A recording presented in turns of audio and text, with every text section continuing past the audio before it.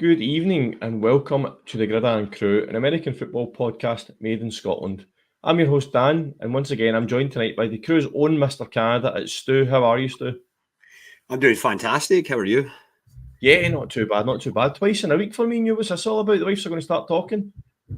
I know. It's. I think we're kind of starting to spend a bit more time together again, which is. I think it's a good thing, and I'm I sure, agree.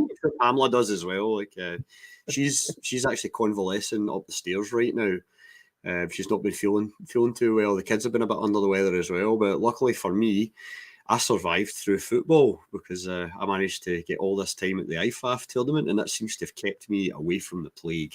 You've avoided the germs by doing such a hard task to keep yourself busy. Excellent. Tonight, folks, we are bringing you a very special episode of the Irn-Cru. Following on from mine and Stu's coverage of the IFAF Under-20s World Championships on last week's News Crew, which was very well received across the social media, we've decided to dedicate a whole podcast to finals weekend. So here we are. We're here to talk about Under-20s World Championships again. So we'll dive into the medal matches and we'll get Stu's thoughts on the other games that took place across the weekend. Without giving too much away yet, Stu, how was finals weekend as a spectacle? Oh, it was absolutely fantastic. I have to say, the event as a whole they put on it was really well run. Fun stuff beyond the football that was happening at the weekend. There was they actually had like a kind of NFL based fan park as well for folk to go and kind of try out. So I don't know if anybody spotted any of the stuff on TikTok, but they had a try your arm as a quarterback, try to kind of throw some passing plays in there. They also had the Vince Lombardi trophy, the legit real one came up. Everybody was trying to touch it, but kept getting held back by security, which was nice. Myself, as a Bengals fan, I made sure to say, I'm not even going to go anywhere near it or touch it. And it actually turned out the guy that was in charge, from the NFL that was running the fan park, is actually a Bengals fan as well. And he was saying the same thing. He's like, "Oh yeah, I've made a point of never going near that, and I'm not touching the trophy until the Bengals have won the Super Bowl because I will not be part of this curse." And I think too. But as Stu said, Stu's put some really good content up from the fan park on the TikTok account, so you can catch that at Irn-Cru. Same as all our social media. There's been a lot of coverage over there on Twitter, on X, as we call it now, Instagram, and especially TikTok. And Stu, knowing you as a man you are, we didn't see any videos of you throwing passes or catching passes. We've seen you kicking a field goal. Your favourite pastime in the NFL, in American football. No, totally. Yeah. My obviously my my area of, well, not really expertise, but we'll say my area of expertise is kickers and all things kicking. So yeah, I had to try my leg at the old kicking a field goal, and I can happily say that on my very first attempt, I did make it. It was just inside the post, so it was almost a doink, but I did make it. And the funniest part of it was the guy that went before me, he missed wide right by quite some distance. And I heard him saying to his buddy that he's like, "Oh, I'm actually the kicker for my high school team this year." And I think so. Don't know what high school he's at in Edmonton, but don't know how well they're going to be doing this year. I won't embarrass him by saying his name on here at all, but I felt quite good going up and just being able to nail it myself with my first attempt. Obviously, the pressure. I mean, that was such a long field goal you had to kick. Still, the pressure must have got to him. Well, a whole 5 yards, well, 10 yards maybe. We'll call it a generous 10 yards. That was probably more the problem. It's like getting it up and kind of straight from that short distance. It's always hard. There was no flags to show the wind direction or anything like that. That's what it was all about. We'll blame that for the poor guy. No, for sure. And I can actually say that this weekend on Sunday it was extremely windy, and that did come into play in some of the games. But we will get to that. Yes, we'll also get to a wee bit more about kicking later on as well, because there's some good, cool stories about kickers, which Stu is absolutely loving. Right, Stu, let's get into it. So let's first start with the bronze medal match. We had the USA against Austria. A couple of points before we get to the actual game. Austria's head coach, Roman Floredo, it was his last game as head coach, so he was obviously wanting to go out in a high. But the most important question before we get into the detail of the game, was Michael Szabo fit to start, Stu? Michael Zabo was indeed fit to start, and obviously after the semi-final, we were all a little bit concerned with he went down right at the end of the game. There was one play where he'd kind of made for the sideline and took a bit of a clatter, like as he was going over the line, and missed a snap or two before coming back in. And then even after the game, I didn't want to say too much on the pod last week, because I didn't want to give anyone any kind of information too early, but he was limping pretty badly last Wednesday night. So I was very pleased to see that he was indeed healthy to start the game, and he was in there playing away.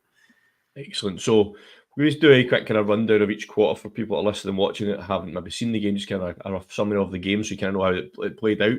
The first quarter, both teams kind of felt each other a wee bit. First half of the first quarter was very even, not really much happening in that first half. The first kind of big play that we kind of seen was from Austria. They were second and 15 on their own 23, and we had Michael Zabo, the hero that we were talking about, throwing 47 yards to Fiodel. That became a great connection throughout the game, didn't it, Stu?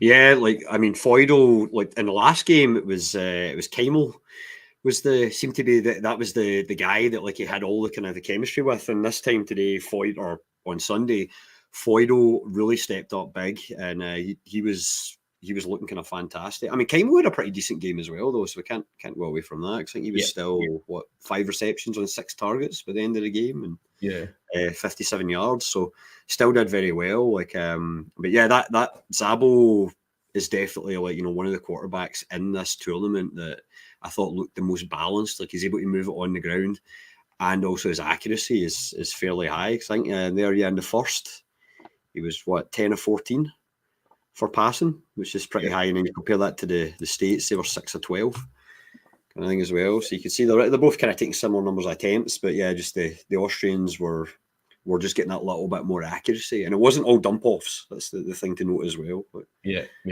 Then we had the next kind of big play that happened before it really exciting happened, is that the Americans had a 46-yard return punt, so Austria punted. Van Dijk caught it and returned it for 46 yards. So that was a wee bit of excitement, but that was with 5 minutes left to go in the quarter, and then it just went mental. The end of the first quarter just went a bit crazy. First we've got is the Americans. We got second and 8 in their own 41, and Luna throws it to Jackson for 31 yards. In the next play, then connects with Duncan for a touchdown to put them 6-0 up, and then a bit of a genius play from Matt Young. Stu, talk us through it. Yeah, so basically States, they get the really good touchdown, score the touchdown as you just described there. It was absolutely fantastic. So they're then setting up for the point, the PAT, and talking to Young after the game. This is one of these things where when I was watching it at the time, I was going is that designed? Did they go for it? Were they always going to go for that? Because it was so essentially ball snapped. And immediately, Young, who is special teams and also the placeholder for the kicker, ball comes to him and he immediately catches it. And instead of placing it down, he just takes off, runs to the right around his offensive line, and runs into the end zone for the 2 points. So he ends up scoring 2 points instead of having the 1 PAT after it. So after the game, I was kind of having a conversation with him at the end. And that was one of my questions to him, was well, is that a designed play? And he said, oh, no, not at all. He's I just looked up and I saw that they had 7 guys overloading the left side of the line. So I knew, I had a really good chance at being able to take off and make it down that kind of right-hand side. So that was one thing I did say, because I know that the US kicker is really good, Armstrong. So off record was saying to Matt, I was going okay, well, how did Rhett feel about that? And he said, oh, well, he was a little bit surprised, but he was happy enough that we got the additional point on top. So at that point, no, I was up in the crowd with the Austrian, a lot of the Austrian family kind of thing, watching this part of the game, and you could tell that, especially after the Canada game the other night, when they just came up short, you could see from the fans, as much as they were such good supporters and they've been willing them on all weekend. You could tell they kind of got a little bit deflated, especially because it was they gave up the big touchdown and then they give up 2 points and they think, oh no, here we go. This is it's maybe not going to be our night. You had that kind of slightly sinking feeling, but obviously the rest is to come here. Yeah, I mean, we'll come back to talk more about Jung later on, but yeah, he had a big part of the game. Yeah, I mean, when I was watching the highlights of it, it caught me completely by surprise. I'm watching it and I'm thinking, and then suddenly he's taken off. So I thought there'd been like a botched snap, or like it just didn't make sense on first viewing of what actually happened.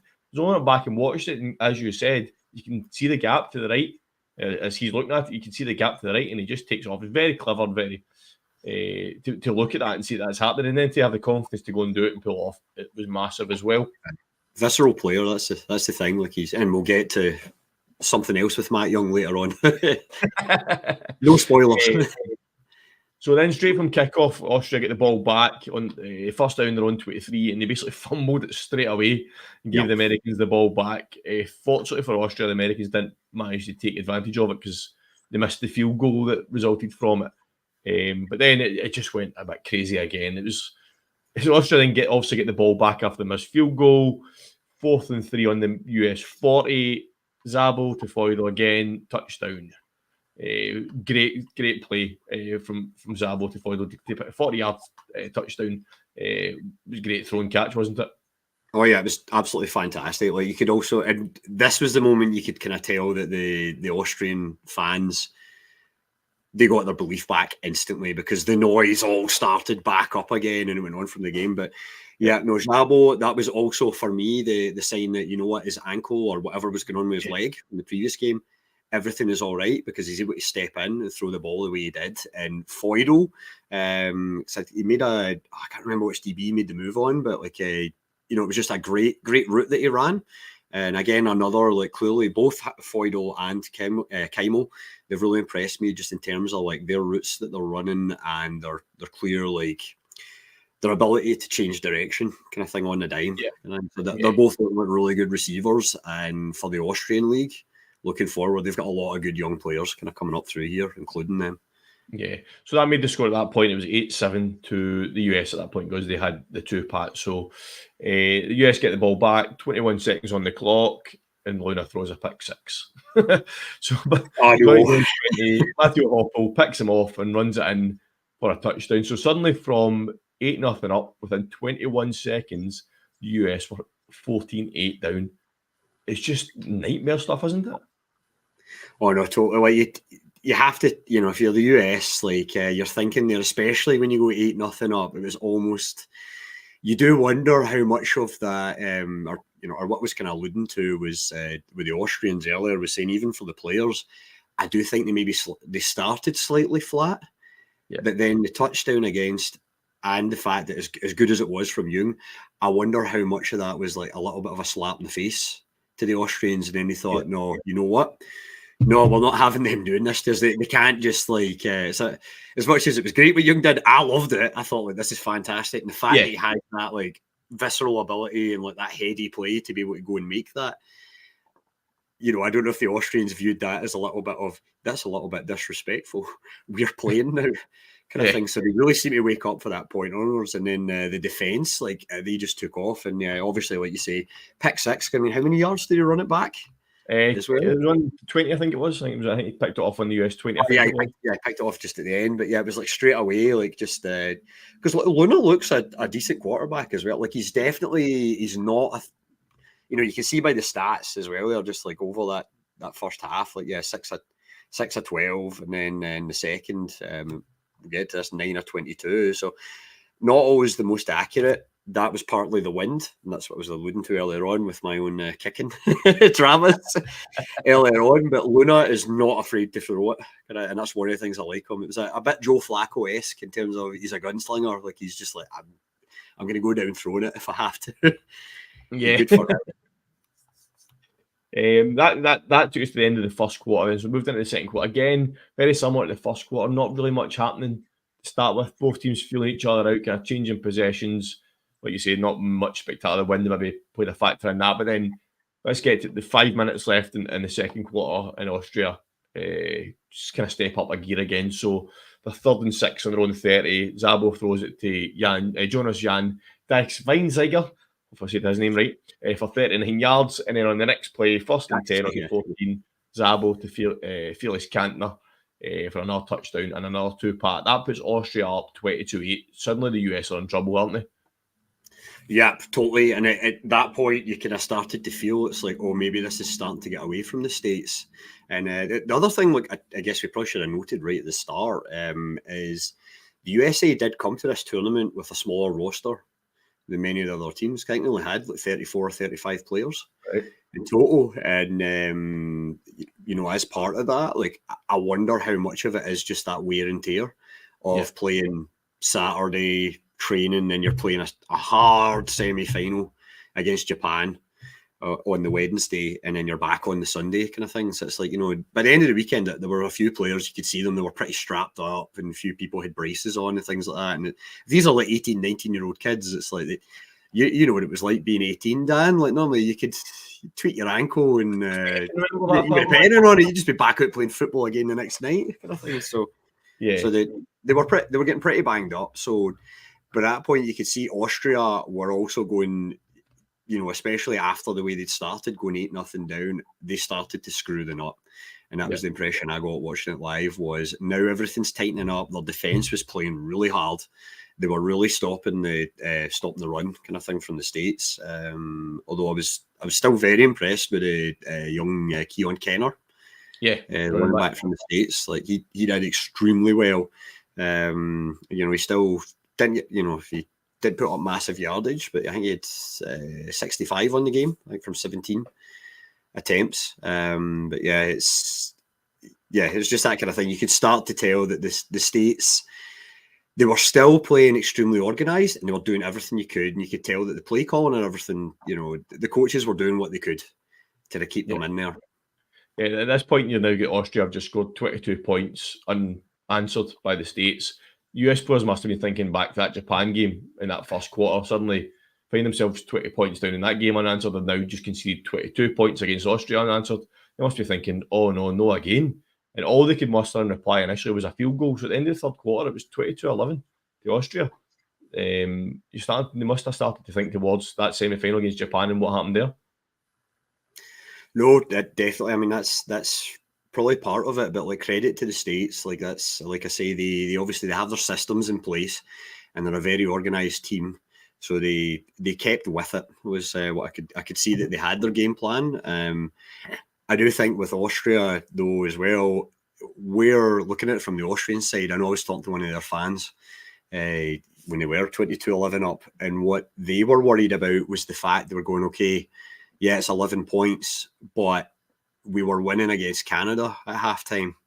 That was only by 7 points, but it was 17-10 in the Canada game. They were saying like, oh, we were ahead there and we managed to let it slip away. So I think they were worried that the boys would start playing a little bit tighter, or maybe not being quite as loose and in the offense as what they were. So that that was that kind of was like a major fear for the Austrians kind of heading into the second. Yeah. So moving into the third quarter, it was a bit more exciting than the first two quarters, the starters of them anyway, but not for the right reasons. The third quarter was a bit of a dumpster fire from both teams. So it started with the US having to punt from their own end zone. So one of the worst punts you'll probably ever see. The ball travelled about 20 yards, it bounced on the 20-yard line, bobbled down the field, and then unfortunately for Austria, it hit Onzu Zeng on the heel, and the US recovered it on their own 45. So from basically punting from inside their own end zone, they've suddenly gained 45 yards and have possession back because of a terrible punt. Yeah. A bit of a shocker, wasn't it? Yeah, it was like one of those things where it was just like lucky happenstance for the States that like everything went wrong, but then went as right as it possibly could, I guess. Like it's not even a happy accident. It's like an actual absolutely ecstatic accident for the States. One thing I should note on the snapping and the punt, and also with the missed field goal earlier on, that was another thing with the States having their smaller roster of 35. When they came to this, they actually didn't have, out of the players that came, they didn't have a designated snapper, like long snapper or otherwise. Oh, so like the guy that stepped in there, like he was learning on the job kind of thing. And I know that sometimes that caused, there was a few times where there was a few snaps were coming in a bit too high or a bit too low, because I noticed that the first game. And for a kicker, that's not always ideal, and also for a punter, not always ideal. And then when you add in the wind, then all of a sudden you're in trouble. So that's kind of what happened there with that punt. Was the snap was a little off, but you know, you can't fault a guy that's probably only snapped the ball like 50 times in his life at that point. Like, we'll come to that point again in a wee second, actually. But so the US obviously recover the ball. They're thinking, right, come on, let's get it going. Don't really do much on first down. 2nd and 10, Keon Kenner fumbles the ball and it's recovered by Austria. Suddenly that momentum from their happy accident suddenly just goes out of the game at all for them. Again, nothing then really happens in the game, but then come again, you mentioned about the snapper here. The US are 4th and 10, they're on 24. They've got to punt again, and the snap goes way off. It go over, wide, it went everywhere it could have, apart from into the punter's hands.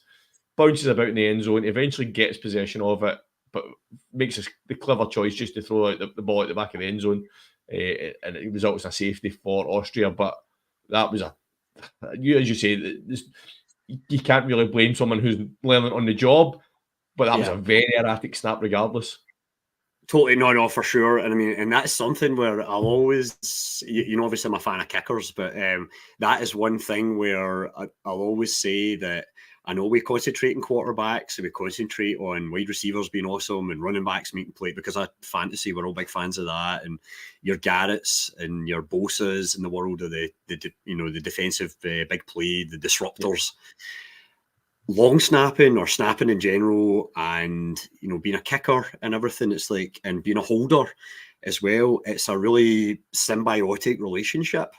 So a lot of these teams, like, you know, or when you have players like who have played together a long time, it becomes automatic and everything's going to be as accurate as it can be.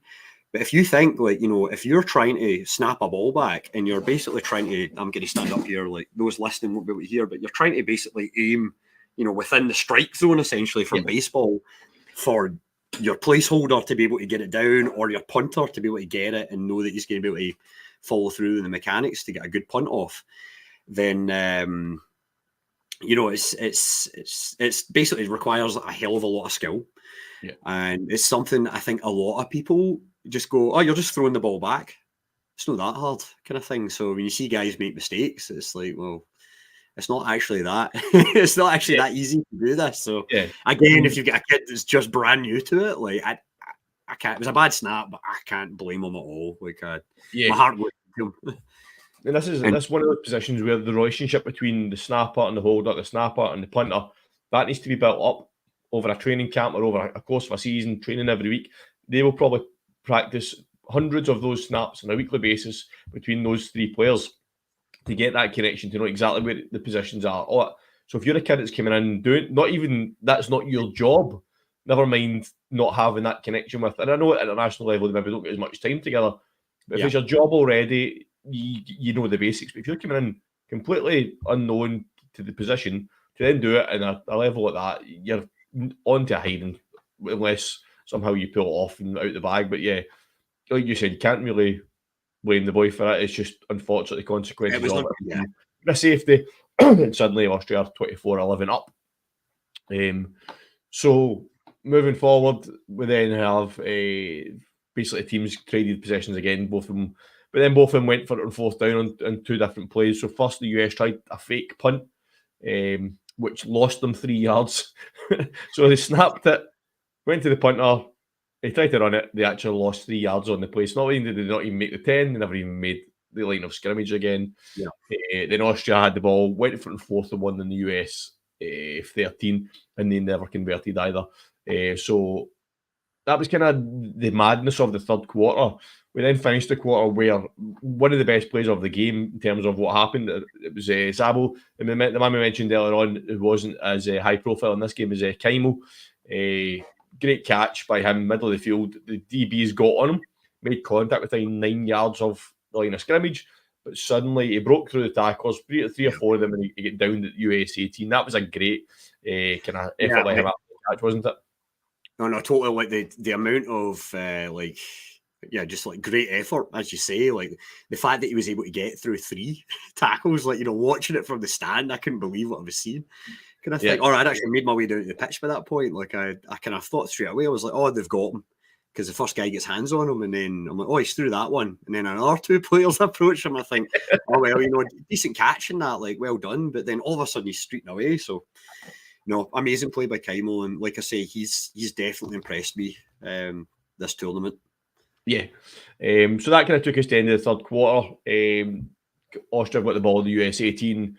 Very next play, that connection again, Zabo to Feudal, 18-yard touchdown. That's his third of the game. They then go for the two-pat again, which Feudal then gets. So they get that. So suddenly it's now the score is now 32, Austria 32, USA 11. So after Austria putting up those 22 points unanswered, the US replied with 3. Austria then put another 10 points on the board before the US even came to life. By this point, we're at 11 minutes left to go in the game or something like that. The US are really up against it by this point, aren't they? Yeah, no, that's you're kind of looking at it, and you can tell everybody in the camp, everybody kind of in the stands, like they're thinking, game's over, it's done. All Austria really has to do is just play it out. Don't do anything silly. Just keep things within themselves. Run the ball or run that clock. Get the USA burning their timeouts, and you're home free at this point. Oh, that's what they're thinking. That's what they're hoping. But then within 2 plays, the US obviously get possession back after the touchdown. Within 2 plays, they're in the end zone again. First, you've got Luna to Marvin Brown for 39 yards. And then again, Luna to Oliver Van Dijk, this time for 41 yards. Suddenly the US are a bit of momentum. So the 2 plays, they moved 80 yards. They're in the end zone. So at this point, you get the score at 32-18. You're thinking, right, okay, a bit of a game. The US get the ball back, and then they absolutely shank a field goal, which would have made a difference in the long run. We'll have to wait and see, but it wasn't a very good attempt at a field goal from someone who watches kickers a lot. Stu, it was a bit of a poor attempt. Can't really put that one down to the wind, can they? Again, it's partly down. That one was partly down to the snap and the hold. So again, I don't want to blame anybody, but that was one where I was looking at it, and I think I need to go back and watch the highlights again. But it looked like in real time. And I was also helped a bit because I was standing with Dean Faithful, who's the Elks kicker. So he was standing pitch side with me. So we'd been talking kind of thing through a lot of this quarter. And when we were watching that, he said, that looked like he says, I think the placeholder was holding the ball slanted the wrong way, to the wrong side. So he's like, the kicker's tried to adjust his foot like during the kick for it, which he should have just went straight through it anyways. You've got more chance of making it then, but that's how he ended up shanking it completely though. Yeah, like you said, Ray Armstrong is a good kicker, so probably kickers do have bad attempts, but Armstrong has been very good for them, so there's also something went wrong in that again, like we mentioned, that chemistry between the snapper, the holder, it's probably just been off. So Austria get the ball back, 8 minutes to play, all they've got to do now, run the clock down, see the game out, and they've got the bronze medal. But then the game just went mental again. The game was big peaks and troughs in this game. It was absolutely bonkers. Like I'd basically had it, at this point, after that, the missed field goal, I'm kind of like, okay, fine. I'm going to just put my notes in my phone to be like, okay, this is probably going to be the final score, and here's what happens. I started kind of writing up a little bit, and then it all changed. So 30 seconds on the clock, 4th and 7 for Austria. They're on the US 31. Michael Zabo, the hero, goes to punt, and he punts the ball right off the back of his running back's helmet. It goes up in the air, travels 11 yards, and who recovers it? Matt Young. Who runs it back for a touchdown. So suddenly, Americans have got hope. 76-yard touchdown. Yeah. It was a 76-yard touchdown as well from that kind of thing. It was, and I was standing right in line with the line of scrimmage when all this happens. Like, we watched the punt deflecting off the linesman head up into the air, and then you could hear because Young was talking about this in the interview after the game, but during it, like, we could hear it. Like all the Austrian players are shouting "poison, poison, poison!" Like, nobody just let it fall. Essentially, just what Austria was thinking was like, just let the ball hit the deck. And then, muffed punt, America's going to get the ball there. Like, game's done, basically. Because USA, I think, only had one timeout left at that point, or they might have burned them all. But Young just saw it, went for it. I just saw him careering towards the ball, catches it. And then, because Austria's all stood off, he makes like a kind of move on one guy and then he's off down the sideline and sprinting up. So Yeah. I did think about sprinting after him to try and film him going into the end zone, but I realised like, nah, he's got a running start on me here, so there's no way I'm going to be able to keep up. So yeah. Obviously, it's a punt. So think if Austria downed it, Austria should have just downed it, and that would have been the US would have got the possession. It doesn't matter who touches it. Why run away from it when you're the kicking team? Do you know what I mean? They were all just like nobody touch kind of thing. Yeah. Like it was. So I don't know what I don't know if it was just that maybe the pressure I've been in that moment of just like they'd thought game's ending, we're done here. Yeah, so somebody will tackle him when he picks it up, or he'll just down it. He's probably thinking the Americans are going to down it because they want the ball and the clock to stop. So that's potentially their thinking. But Matt Young had other ideas, picked up, ran 76 yards, and suddenly we've got a 7-point game. Yep. After the other thing on that play as well, because like I remember even thinking at the time, because where they were punting from, I was like going like I know that with the wind and everything, like their whole thing was thinking, well, let's try and punt and get them back on their one. Then the game is definitely done. But to me, I'm like, what I maybe would have done if I was them, and this is what I didn't understand, because like they were clearly in like running the clock mode by that point. Yep. What I maybe would have done was like, it was a long 4th down, but I probably would have ran it. Like, you're probably only going to get like 1 or 2 yards, because America knows you're going to do that at that point if you go for it in the 4th there. But I probably would have ran it, and then that way America's getting the ball back like on their 25-yard line essentially, and the clock's been running or whatever as well, because you've basically run a little bit more of the clock. At that point, maybe just a few seconds. So they're on the US 31. So it's not as if they're in their own red zone or anything like that. So even that, punter takes the ball and runs backwards 10 yards and takes a knee. Just do something other than kick the punt off the back of punt off the back of your running back's head. Do anything but that. Yeah, for sure. But anyway, it ends up, like you say, they're now only a score behind. So what the Americans have got, obviously they've got to go for the onside kick. It's the only chance they've got to stay in this game. So they've got to come up with a game plan. And we've seen how unsuccessful onside kicks can be, especially in the NFL last season.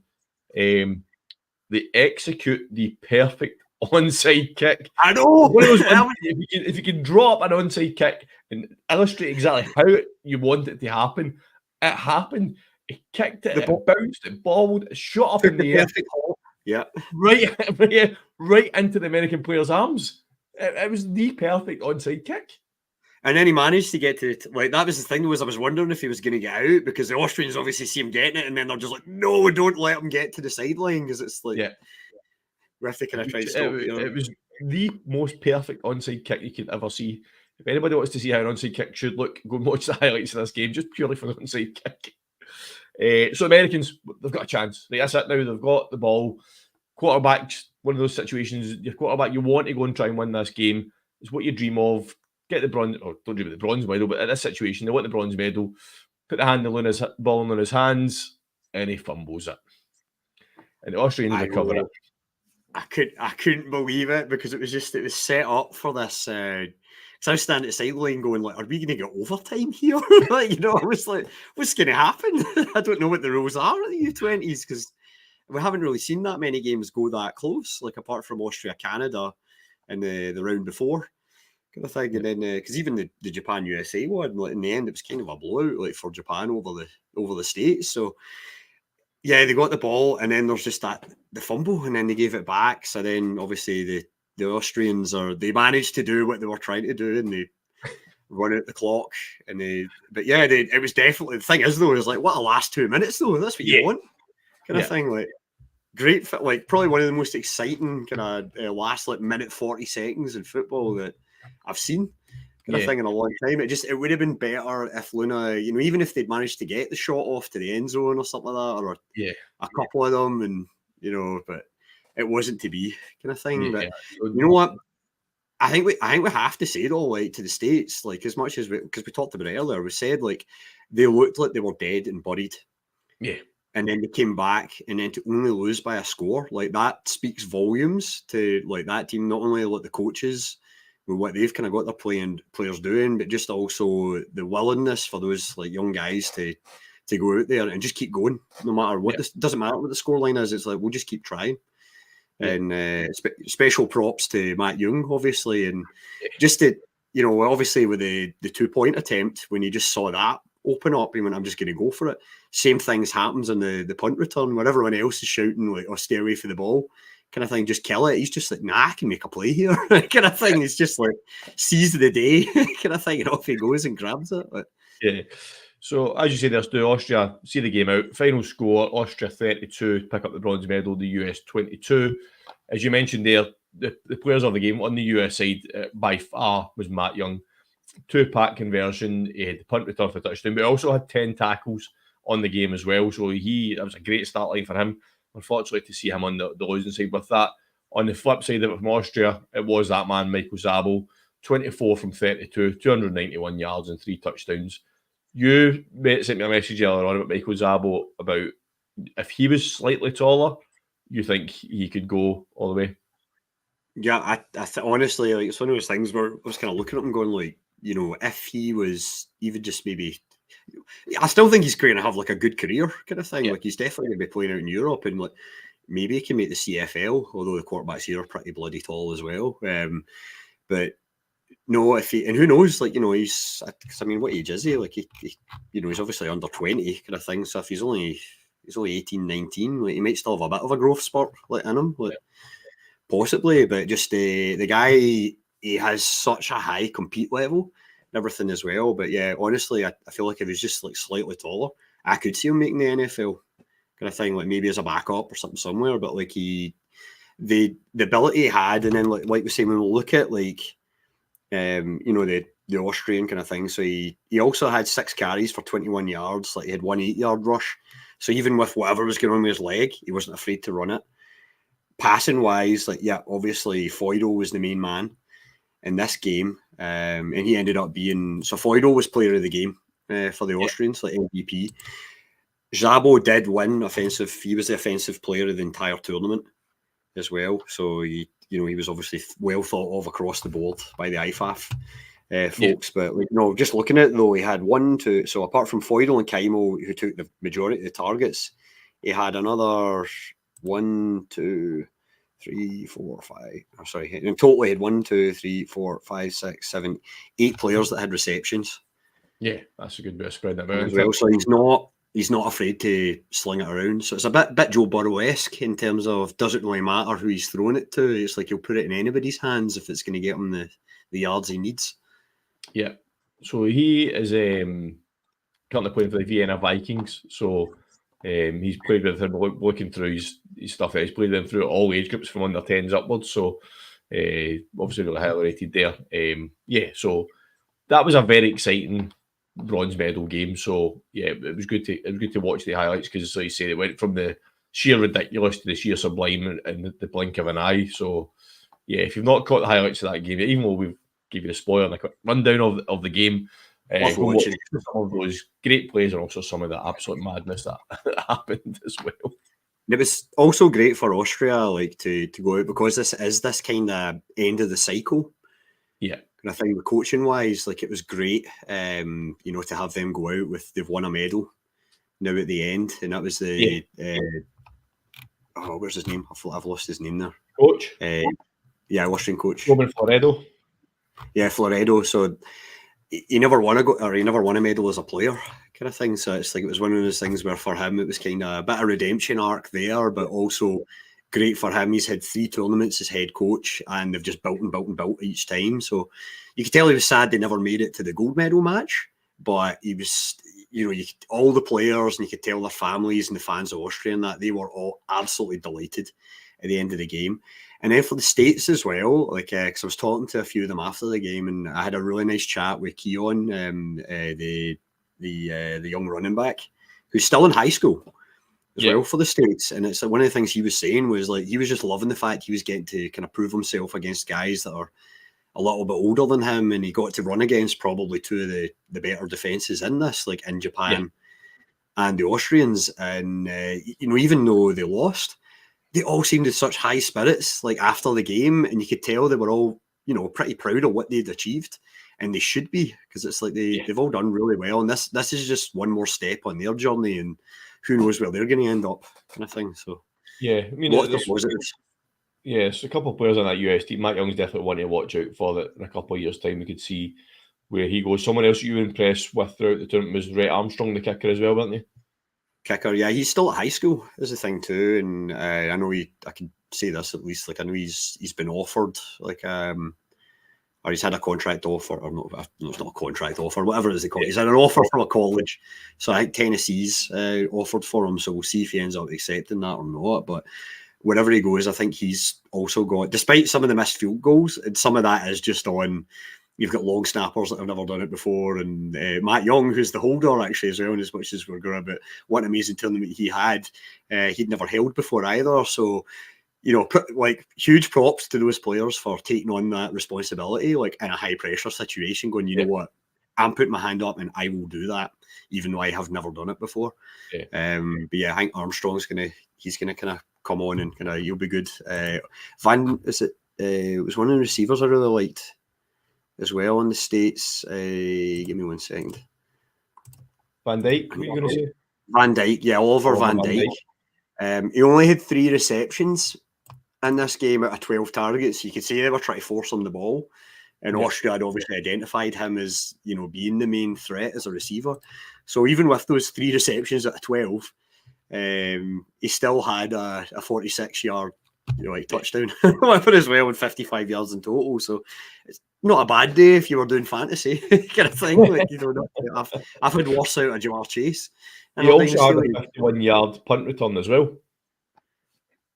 There you go. So especially in the world of the new NFL with the new punt or the new kick return rules, if he ends up being a kick/punt returner there, could be useful in a few years. Also returned kickoffs as well. So in total, he had, let me do quick maths, 104. He had nearly 160 total yards in the game between returns and receptions. So that's fantastic. All-round game. Do you know what, actually, I just noticed, just one last thing before we leave, and just to keep talking about Matt Young a bit here, I also noticed the States gave him a carry as well. Oh, no, it might have been the PAT. Sorry, that was the 2-point, isn't it? Yeah, that's what that is. Yeah, almost. I was going to say, did they just throw him out there as a running back, just because screw it, the guy he got the 2-point? But yeah, I mean, that, like you said, that'll be the PAT. Right, let's move on from the Matt Young love show. Let's move ourselves on. So, wasn't just the bronze medal and the gold medal match going on at the weekend. We also had the 5th place and 7th place playoff games. First, we'll start with the 7th place one. We had Panama against Brazil. 2 teams that me and you spoke quite favourably about on Thursday night in terms of their development. 2 unknown nations in this game and how they're progressing. The final score in this one was Panama 50, Brazil 14. How did that play out? Stu, gives you a quick summary of that one. Yeah, so the scoreline is slightly deceptive in terms of the level of compete between the two teams, because what I found great about Panama Brazil, because I spent a lot of time, that was the first game that kicked off, so I watched the whole first half of that, then headed off to watch Austria versus the States, and then headed back to watch the 4th quarter of the Panama Brazil game, and the one thing I would say is these 2 teams were definitely a bit more evenly matched, so they weren't quite as overwhelmed as they have been in earlier games in the tournament. So it was a true kind of 7th, 8th battle, and despite the score being so high and Brazil being down there at halftime, it was actually 14-7 to Panama, and Brazil were right in it. And if things had went, if they'd had a few things go their way on a couple of the plays in the first half, it probably could have been tied up at 14-all. When I left the game, I was going you know what, this is brilliant. It's it's totally even here, and I could see this. I could see Brazil, at least keeping it close the rest of the way. Where it all went wrong was, I think, the second half started and there was a couple of fumbles, and they ended up with the ball going into the Brazil's end zone. I think there was an interception as well that I missed. I was being told about this when I went back, and by that point, the score ran up. But to be fair, for the 4th quarter, Brazil, again, they're not afraid to pass the ball. They were still passing the ball around. They were running hard. Panama's defense was playing well, and it's both teams were really going for it. The whole way through. And I think, again, both squads should be really pleased with how far they've came as well, because what I noticed too with Brazil, despite the interceptions and things maybe going a bit awry in the score sheet at the end, I think there's definitely been a bit of growth from that first 110-0 game against Canada, where they were completely overawed and they could just get nothing going, because finally I could see them playing and what they were trying to do. And it looks good. So give them a few more years, and that program I think can go from strength to strength. Panama looks really good as well. Like they definitely, they have a few players. Like I named a couple of them the other night, and again they were the receivers. Like really impressed me. They had Bob Bow, who I don't have the stats up here at my end, but he looked pretty good again. And Saldivar. He was excellent again too. So they both seem to have that kind of good connection with the quarterback, and they were shifty and able to make plays. So they were making things happen. So they also looked good against the States. Still hearing me there, Dan? Yeah, some technical difficulties there. Your mics went all fuzzy, Stu. It's really a lot of static. Tell you what. You've now let's try the technical solutions. So you're now muted, so I can't hear anything. Technical difficulties, folks. We will resolve this and be back with you as soon as we can. Stu's going to play about with some. This should be it. Yeah, we're back. Okay, yeah, I've reverted to the laptop mic now, because I don't know what happens. My Blue Yeti just died. Probably it melted. It's too hot. We handled that like pros though. Nobody will even notice that happened. Anyway, sorry. As you were saying, Panama, very impressive. Both teams, like we covered them all on Thursday, saying very developing nations in terms of their sport. It's only going to do them good going forward. Oh, definitely. And one of the things I really liked was actually during the gold medal game, the Panama and the Brazil squads, they were all sitting together during the Canada-Japan game, which we'll get to eventually, and they were having a great time. Like they were doing the whole kind of ole, they were all jumping together and everyone in a big group. So you could tell that like they've clearly bonded, whether it's in the hotel or whatever kind of thing, and then also during the match. All those kids have just had the best time ever, like over here, I think. So it's been a good experience all round. So I think they're going to go home. Despite finishing 7th and 8th, I think they're all going to go home with some really positive memories and kind of thoughts, and a whole positive experience from being out here. Excellent. And then we had the 5th place match, which was Canada 2 against Australia. That game finished Canada 2-45, Australia 7. Again, a massive development opportunity for the Australians. Again, coming across. They're used to playing with that shape of ball with Aussie rules, which is another sport I love. But again, it's another country picking up this sport and trying to get themselves better at it. No, for sure. I mean, that's also like, starting that game off, like Australia took the lead. Like they went 7-0 up, and for that first quarter, like they looked, they were matching up against the Canadians extremely well. And I started to think, it's like, we might actually have a bit of a shock in the making here. It's like, is Canada too going to come up short kind of thing against the Aussies? But as the game went on, I think basically a bit of fatigue. So they went 7-0 up. Canada answered with a field goal, if I remember correctly. Then they got a touchdown. Then they got another touchdown. So they went in at the half. It was 17-7. So I'm still thinking, okay, this is maybe going to end a close game. But third quarter, Canada just came out and just ran away with it kind of thing. So they ended up putting up big points and then just settled into running the clock for the fourth quarter. Where I think it sadly went wrong for Australia is I think it was maybe just a bit of fatigue, and that's partly the difference, because you could see them getting tired in their tackles by the time they hit that, because they went so all out in the first quarter to try and get ahead, and they managed it. I think to keep Canada off the board at first, because I mean, even like you see the yardage like between the two, it's like, in the first half, Australia puts it up 137 yards of offense. The second half, they only managed 54. Yeah. And where they were really going wrong was they started taking penalties and flags. And to me, I don't think it was anything malicious or dirty. It was just mistimed tackles that were kind of coming in a bit high and stuff sometimes. So I think they got called for the odd horse collar. And I think it was just, honestly, they looked tired. But again, Australia have to be fairly proud of how they did. Like, they stacked up, at least for that first quarter and even the first half. Like, they managed to hold up against Canada, to who, I know it's not the Canadian first squad, but Canada has so many good players in college here that, like, you know, they are able to field two teams in this tournament, have both of them do fairly well. So fair play to Australia. Right, let's get to the main event, the gold medal match. The reigning champions again against arguably the surprise package of the tournament. So after absolutely blowing the US away in the semi-final, Canada managed to have a hard-fought win against the Austrians. We've suddenly got Canada against Japan. Compared to the bronze medal match, we'll go into the detail again as we did with that game. Wasn't as much excitement within this game. It was two teams really cancelling each other and feeling each other out. So the first quarter wasn't really much happening across that. We've got it was a good kickoff. It started off actually really with the kickoff. Was he on Dugby Brown? He turned it for 50 odd yards from his own 60 to Japan 45. You're thinking, here we go, good start to the game. But then it just kind of, they traded possessions, they traded first downs, possessions. Both teams kind of were moving the ball without really doing much with it in the first quarter, were they, Stu? No, I went, you know, it's one of those things where it was fairly defence dominated from the word go, and I do wonder from Canada's perspective whether how much of that was after, you know, as they were saying the other night, taking a bit of a punch in the face from Austria.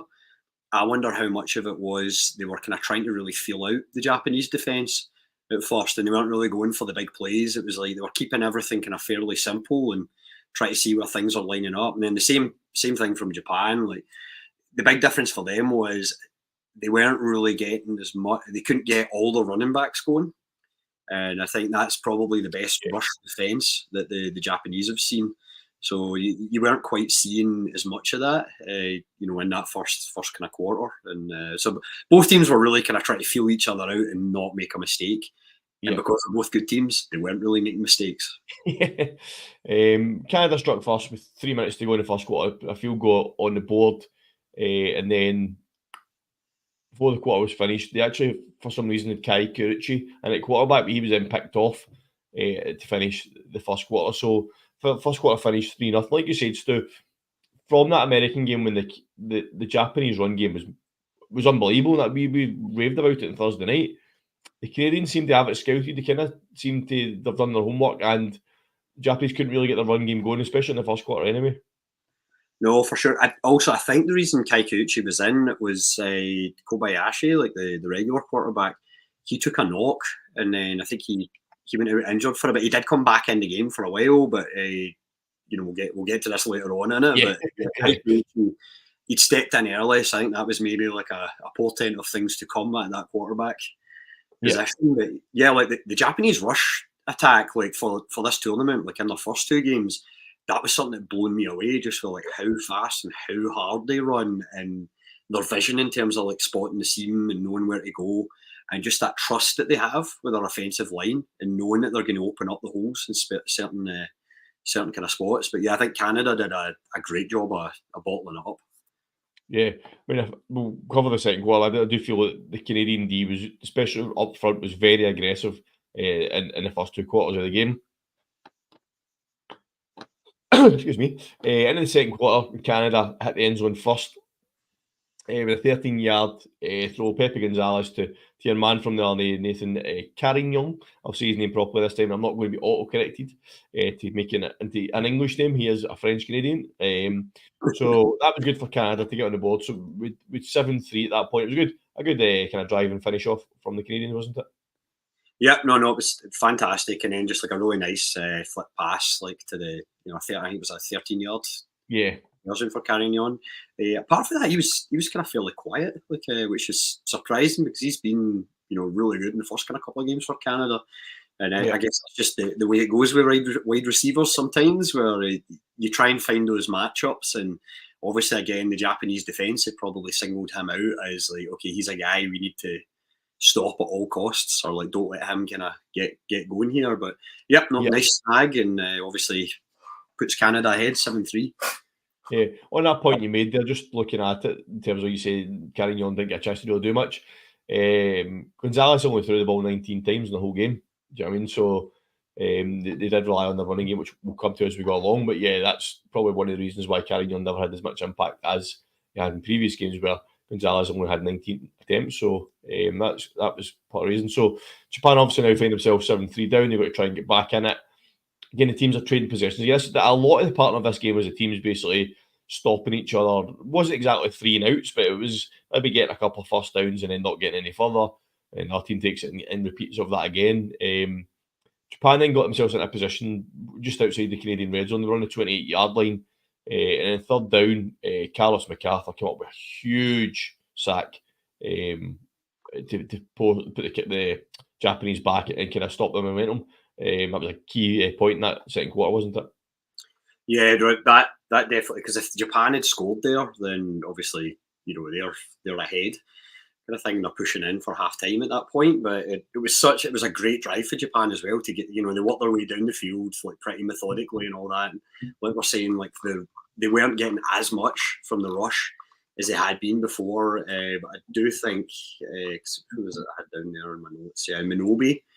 He had a couple of good rushes in that one when he was kind of getting those 8-yard rushes, kind of 6-yard rushes and things like that, like to get first downs sometimes and just kept pounding the rock. Yeah, and then there was a couple of receptions as well.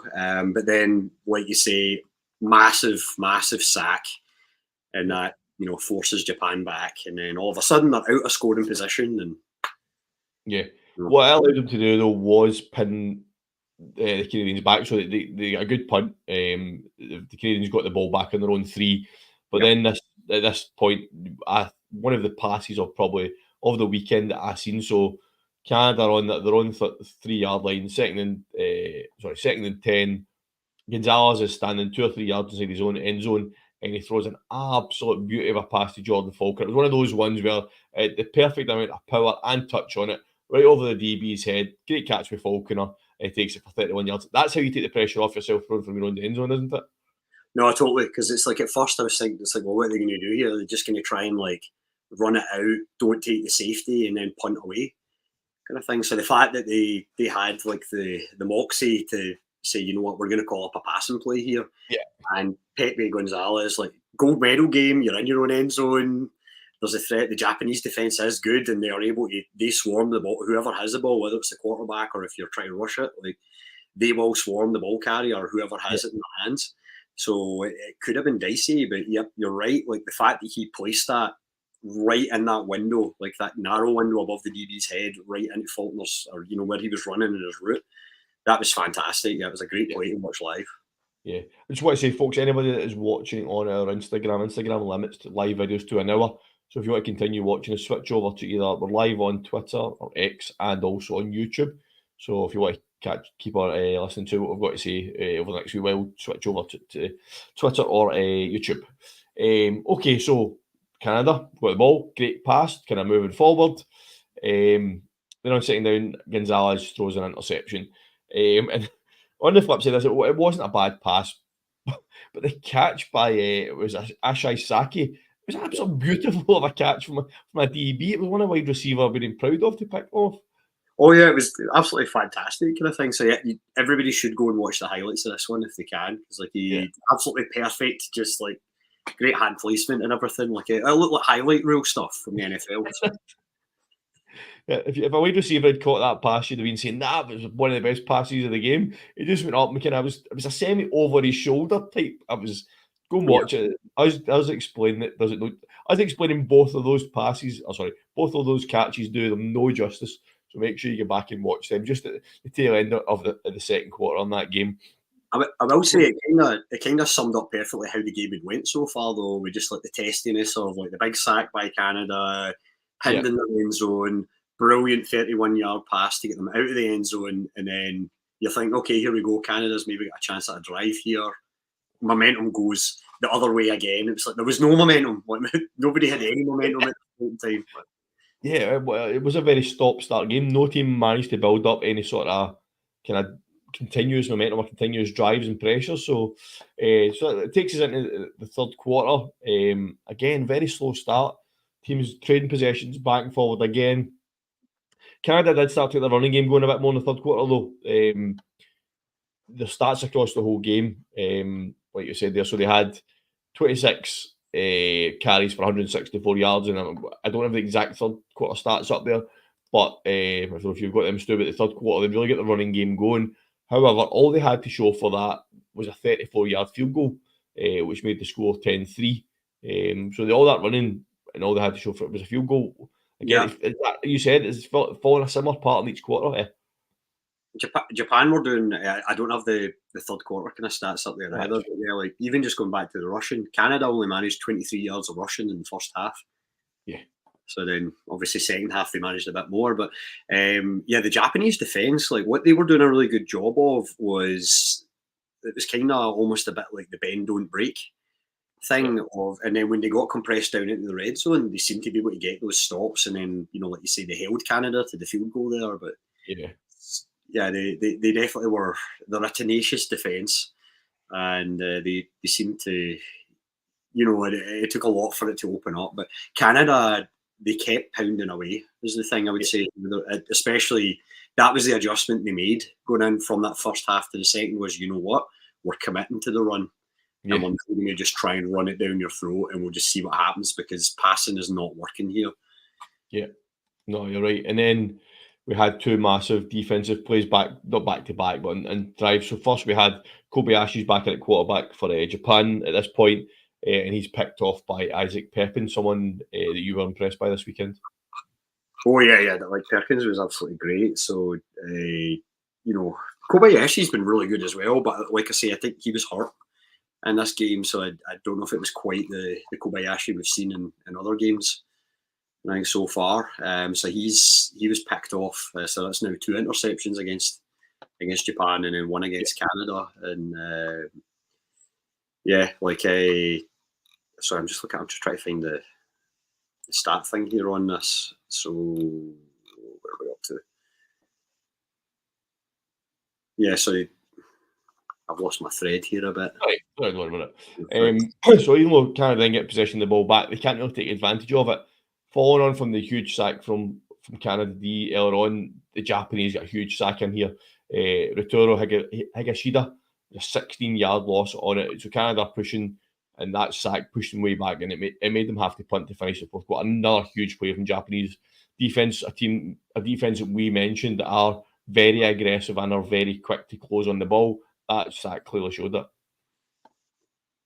No, definitely for sure. And it's one of these things though, like, when we're watching at the time, you could tell the Japanese defence were putting everything in, but where it was kind of going a bit awry for Japan was they just couldn't get anything from their offence at this point. And you could sort of tell it's like, well, if they could just get one drive to go well, the game's going to open up again. But it was always that question of like, are they going to be able to do it, especially with Kobayashi being hurt?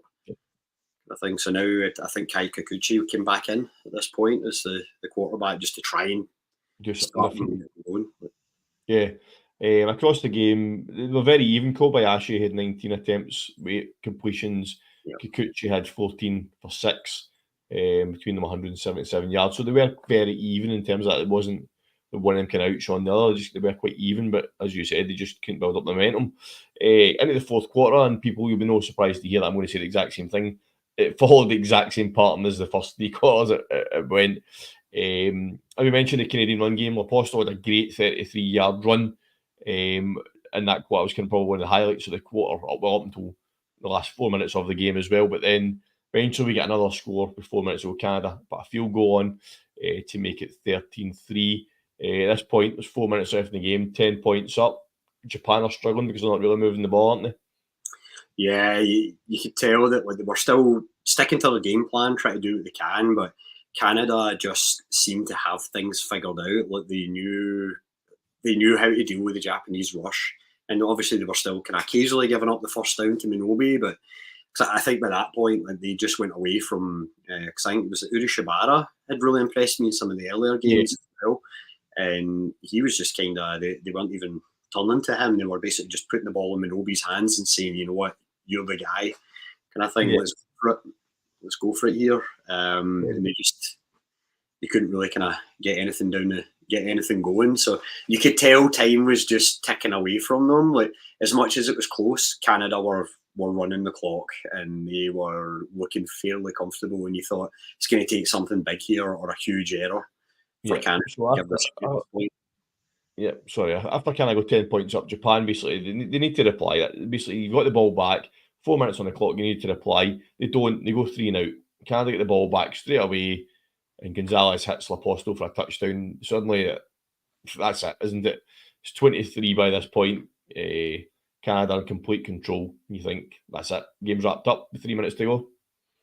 Yeah, no, that's you could tell just the mood in the stands were, obviously mainly Canadian crowd, like they're buoyant, like they can see that the three-peats on the way, the gold medals coming, Japan are vanquished kind of thing, like lovely opponents, but pretty much vanquished by the looks of it. But to be fair to Japan, though, they thought, well, we're just going to keep plugging away, same as the States did in the other game. It's like, let's just keep plugging away and see what happens. Like, there's like you said, Japan have obviously thought, right, we need to go for this now. We're 17 points down, 3 minutes left on the clock. They put together an absolute belter of a drive.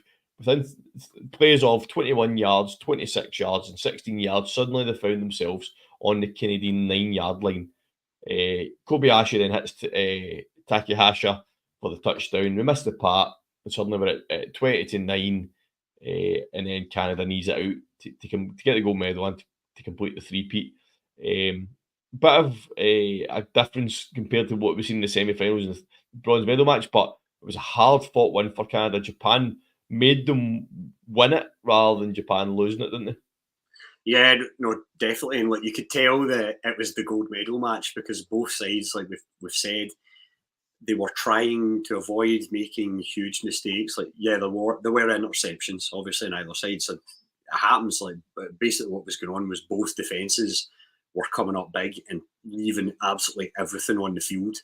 And both teams did that because you could tell at the end, like the Japanese kids, like they were still, they were very happy. Like in the medal ceremony at the end, you could see they were still delighted getting silver medals, which I actually love to see that because like too often we see in pro sports teams that finish second a lot of the time, like in football or soccer, like back home, you see teams kind of finishing out the World Cup final or the Euros or the Champions League, and there's a bunch of players that won't even put the medals on.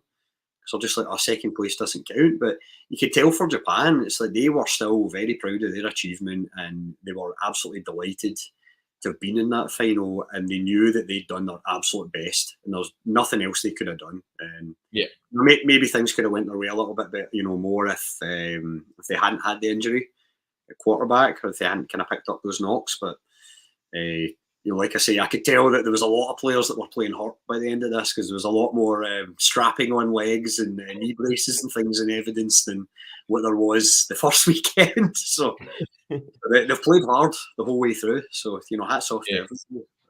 Yeah, I mean, I was watching that game back to see Japan. I don't know if did they completely go away from the run game. Did Canada stop them playing it? But as you said, like that game against the USA, Urashibara ran all over them.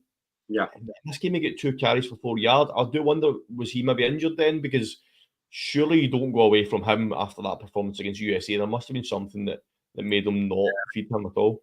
Yeah, I know that's. I was wondering that too, and I mean that's I can't say kind of thing whether he was hurt or not, but because you're right. Like the previous 2 games, it was Minobi and Urashibara, well, the 2-headed Japanese Russian monster kind of thing, where it seemed to be like they could turn to either one of them and they would just go out there and pound like a few downs and then would flip to the other guy.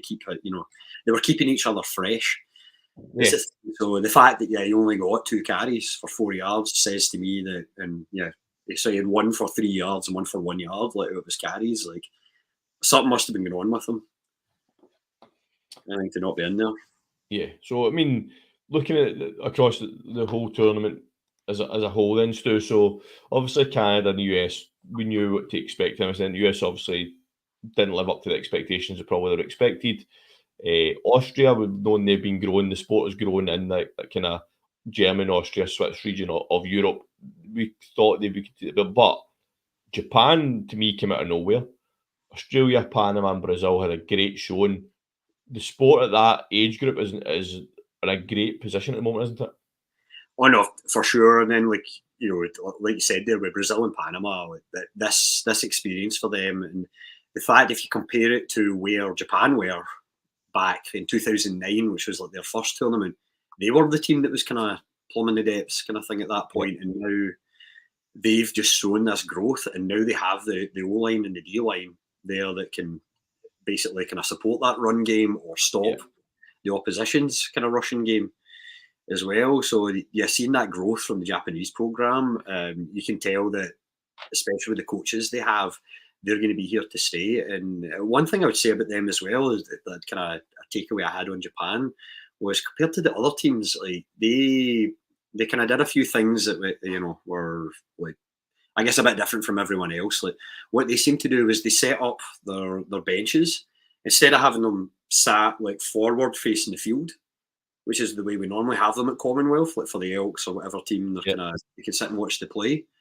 The coaches before the games would go and they would always turn them round, so they were facing back towards the stand, so the players couldn't see the field or what was happening there. So like say if it was the offense that was off, they would just be sitting there, and then the coaches would be looking, they could still see what was going on in the field, but they could also be talking to the offense about anything they'd seen in the previous drive or like what they wanted them to do, and the same for the defense as well. So none of the other teams did that. The other thing as well was the Japanese team, they stayed on the field the entire, like all the way through half time and everything, like in every single game. So even last weekend when it was absolutely boiling hot on the Saturday, they were in Clark Stadium. They just sat out there on like the baking hot field kind of thing. Like they all drink water and all that and everything, but like keep them hydrated. But they were just working over plays and marking things down. You're seeing the quarterbacks out there staying limber and kickers kind of kicking away and all that. And so Japan, like they just came and clearly meant business from day one, and it's paid off. Like they maybe never got gold, but they made it to the gold medal match and they got silver.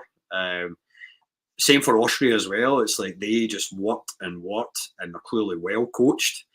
And it looks to me as if that program's in good hands, and there's a reason that they've won the last 6 European Championships in a row. So I remember when I was younger, it was Germany, the team from Europe, but Germany seems to have fallen a bit below the old Austrian program for now. So I know from what they were saying to me was Germany is getting better again, though, so they're expecting a bit of a challenge at the next European Championships there. So we'll see how it goes. So stuff to look forward to. Germany-Austria game would be very tasty to watch, I'll tell you that. So the tournament overall then, Stu, obviously we've spoken a lot about all the games, but the whole tournament in terms of organisation, looking after you guys from the media point of view, what you've seen, what the players are, what's your kind of overall thoughts on the whole event then? I mean, honestly, I think if you're into, I would say even, beyond being there as the podcast and kind of covering it and things, I would say if you're into football, if the IFAF tournament pops up wherever you are, like let's say it ends up in Great Britain, and Great Britain get to have a team in it as host, along there, and we're playing against the Austrians and all that. I would say it's definitely worth going and checking out, because even I know we're saying like Panama and Brazil were maybe blown out by Canada and the USA respectively, like in the first 2 games, but overall, like there was positives I could take from every single team that I saw, and football was still a high level of football. It was fun to watch. It was clearly exciting, especially that Austrian USA game. Like that was a really exciting game. The Canada Austria semi-final on Wednesday, that was fantastic as well. It was like, and even the Japan game at the end there, like they managed to force it down and get the touchdown. If they'd managed the onside kick the same way the States had, then we would have, you're maybe looking at a game again as we were there, and another exciting ending. So it definitely provided drama, and from a fan side, I would say if you get the chance to go to one of these, like definitely go and check it out. They've got a really good product, and who knows, maybe you'll be watching some guys that will be either making it into the European leagues or into the CFL or NFL eventually as well, and you can say, I saw him when he was 18 years old. Yeah. What I say from a Cru's point of view about the whole tournament, we need to say a huge thank to everyone, especially involved in the media side of this tournament, because allowing us access to the event, the players, the coaches, this was something new for us. And I know from conversations that we've had as a group off air that this has been a huge success for us in terms of something we've really enjoyed covering, something we've really enjoyed doing. I know from the reactions we've got on social media, people have really enjoyed the content we've put out of it. So as a result of this event, it's something we're going to look at progressing in the future. We've got a couple of really special guests that are willing to come on the podcast that we've got lined up over the next couple of months, covering the IFAF, covering the CFL, covering the NFL. And that all came as a result of us being allowed access to this tournament at that level. Again, I'm going to another huge thanks to you, Stu, the effort you've put in over the last 2 weeks in terms of covering this. And I know it's not been hard work for you. I know you've loved every second of it, but we still appreciate the fact that you've done that for the crew. And we all loved and enjoyed the content that you put out there. You're saying it wasn't hard work, but I don't know if you guys have actually seen Commonwealth Stadium in Edmonton, how many stairs there actually are. And if you're going up and down from the media room down to pitch side to do interviews, like multiple games in a weekend, that's a lot of running around. So, I mean, it's good for the fitness. So I guess I should be happy with that as well. But yeah. I would say it's a little bit more work than you than you think. But yeah, I didn't mean it from a physical point of view. I mean, what I mean was you got to go and watch the sport that you love on behalf of us. So from that point of view, it wasn't a hardship for you. Totally. And no, I do want to say though, like, special thanks to Michael Preston, who's the media guy for IFAF. He was absolutely fantastic with setting us up with this and also accommodating me and my questions and getting me access to coaches and players for interviews, after matches and things. And then also Jim Mullen, the president of Football Canada, and he's also the IFAF General Secretary as well. Like him and the Planning Commission, like Mr. Unger and so many other people. Like there's too many to list, to be honest. But Mr. Unger and Mr. Mullen, like they put on, it was a great tournament, well organised. The Commonwealth and Clark Stadium, because they're right next to each other, like those facilities, they are really good. I think as well, we're really lucky to have those in Edmonton and their City Edmonton facilities as well, kind of thing. So hats off to the City Edmonton, also kind of putting in some money and allowing the use of the stadiums. The other thing too was the Elks and the CFL, like as a league, like just to kind of show the commitment that the CFL has to international football. They moved the Elks schedule so that they were playing an away game for the first week there, and then they gave. So in Canada, you get 2 bye weeks, like just because of the nature of there's 9 teams in the league and it's an 18-week season, or 20 weeks in total. So they allowed the Elks to have their first bye this past weekend there as well. So it meant that Commonwealth was totally open.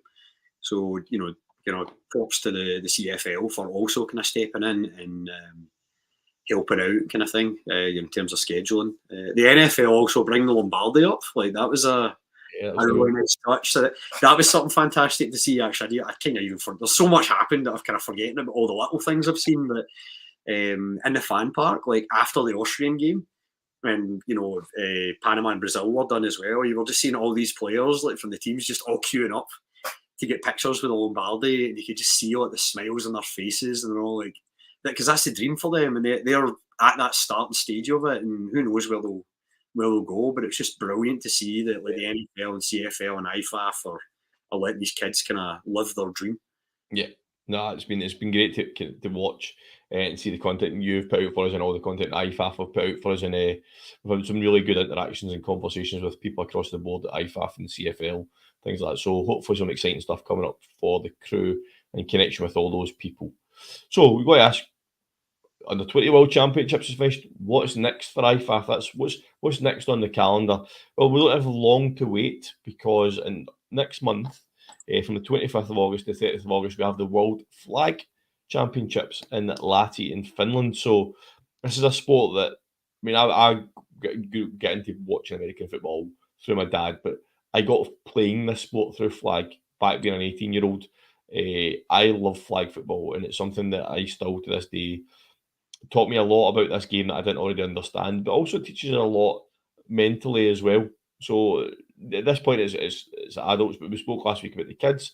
It's a really good introduction to this sport if you've never played it before, or if you maybe don't have a great understanding of the game, isn't it? Oh no, it's absolutely fantastic, and obviously, like from a introductory, if you're not used to tackle sports, that's obviously the way to get into this, because you'll learn the tactics of, like, you know, making plays on offense and on defense as well, without having to run into other giant humans. If you know what I mean? But it's, yeah, that should be fantastic. So that's out in Finland, isn't it? In Lahti. For those that are listening or watching that don't know what flag football is, we should maybe quickly explain that. So basically, it's a non-contact sport where the players have a belt around their waist with two trailing flags, as they're called. And to make a tackle, basically, the flags are on poppers. So it's something that you're the receiver or the running back, basically, somebody needs to pull the flag out the popper, and that constitutes a tackle. So something like people might have seen or heard of touch rugby, same idea as that, but with actual physical flags to play. One thing about flag football, it is fast and it is furious. You need to be fit to play flag football, because in the NFL and in tackle football, you have that natural break between plays. You don't get that with flag football. It is just non-stop. Yeah, it's furious. And a lot of times at amateur level, at the level I play, that you play both ways as well. So you really don't get a rest. I mean, so now the sport's getting bigger, teams are getting bigger. They've got the squads to play offense and defense. But back when I was playing wide receiver and I was playing DB or safety at the same time. So yeah, you don't really get a break from that. So that's coming up at the end of August. In terms of where the flag football world is at the moment, the current men's champions, believe it or not, are the USA. That could probably have been predicted. They have won the last 4. However, they haven't had it all their own way in the finals. So 2014, they won quite comfortably against Mexico. 2016, they won 33-32 against Denmark. 2018, it was 19-13 over Austria. And in 2021, it was 44-41 over Mexico. So as much as the US would dominate, well, you'd expect to dominate at all levels of this game, but they haven't had it easy. They are the defending 4-time champions. They're obviously going to be the favourites going into this one, so they are the world number ones. Yeah, no, you would think anytime you have any sort of football event, you would expect the States to be up there. So yeah, they're definitely favourites in the men's. Nothing heading in there. So did Britain have a team in it this year? That's what I was the men's team are ranked 15th. Yeah. In the world for flag. So I've not seen the full breakdown of the schedule yet. That's something we're going to. This is a tournament that we are hoping to cover in the coming months. So we'll give a bigger breakdown into the teams and who's involved in it now. Kind of pushing these towards it, so you know that it's coming, so you can listen to it and watch what's going on. So from a men's point of view, the GB team are ranked. What did I just say that I've lost them again? 15th. 15th. On the women's side of the ball, again, the defending champions are the US. They are going for the three-peat this year. Looking back through previous ones, a team that we spoke a lot about that we were impressed with, and this might be part of the reason why the sport has got big in this country, is that in 2016, Panama won the Women's Flag World Championships. So obviously this goes back, and that's maybe what's kind of increased the profile and on the sport in there, because you're going back 8 years. So a lot of these players that are playing for under 20s would have been kind of for teenagers. So something like that, anything in this sport that can generate interest, that could quite simply explain why the interest in American football in Panama has increased. Yeah, that can definitely be any sort of success. Like that can be a catalyst for people to the game. Yeah, so they won it in 2016, then made the final in 2018 as well. So they're a talented team. So the US are again the favourites for it. They are obviously number 1. What's different from the GB point of view is that the women are ranked 4th in the world. They are the current European champions as well. So many people that follow the sport or follow the NFL, especially on Sky Sports, will be very familiar with Phoebe Schechter. She's one of the captains of the GB team. So they have a very talented women's team. So let's hope that they can follow up on the European success with some success on the world stage. Yeah, so I mean, that's the thing is like, so is that because this is obviously happening in August in Finland? So is that the men's flag? Because I know flag football's coming to the Olympics. Well. That's another thing. Yeah, so we're looking forward to that. Well, it's both men and women's in Finland. It's a joint worlds. Both of them are getting held in Finland, so I think they play the both of them. It was scrolling back through history. Yeah, there's a joint event for both men's and women's across flag football. So yeah, this is all leading us towards flagging the Olympics in 2028 Yeah, in LA. So sorry, go Stu. I was just going to say, yeah. So this so this tournament kind of happening now. It's going to be a good indicator for Britain. Basically the way that the GB team are heading to what, as we go into that next Olympics. I know we only have the Olympics to go this year, but it's always about that next Olympic cycle, especially with flag coming next time. So I think this is going to be a good barometer for where we actually are in the world. Yeah, the good thing about flag is that the World Championships are every 2 years, so there'll be another one in 2026. So that'll be, let's start building momentum. What you're going to see now is talking 4 years down the line, you maybe start seeing players coming into squads that are as kind of obviously natural progression of players in ages and stuff like that. Some of the players that you now see playing for these teams in these worlds are potential players that you're going to see playing at the Olympics. So it's something we are really looking forward to. Getting this sport into the Olympics is huge. Americans and IFAF have been huge in pushing this.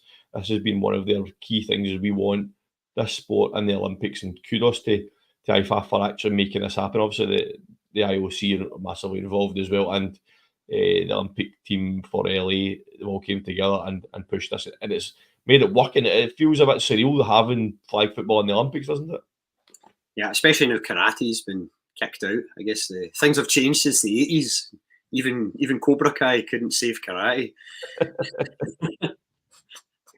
Yeah, so also baseball is in there as well, isn't it? So when it has been in the past. So yeah, it's an exciting time for the world of IFAF and the world of American football. So something we keep an eye on our socials, especially for the Worlds over the next month or so.